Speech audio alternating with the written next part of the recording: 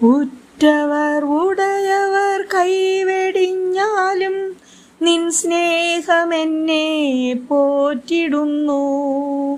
കോഴിതൻ കുഞ്ഞിനെ കാക്കുന്ന പോലെ നിൻ സാന്നിധ്യം എത്ര അതിശയമായി.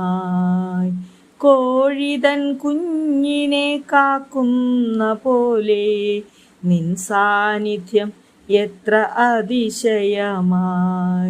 സ്നേഹം, യേശുവിൻ സ്നേഹം, അതെത്രയോ ആഴം.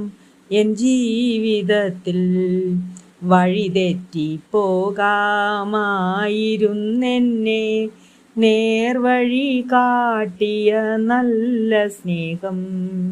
സ്നേഹം, യേശുവിൻ സ്നേഹം, അതെത്രയോ ആഴം എൻ ജീവിതത്തിൽ.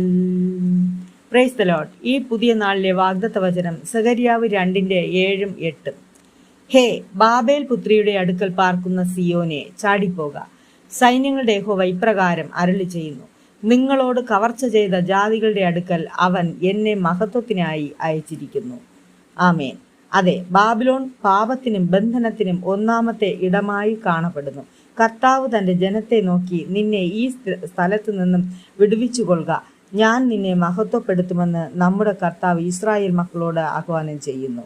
ഈ ദൈവത്തെ നമുക്കും ആരാധിക്കാം. Have A blessed day.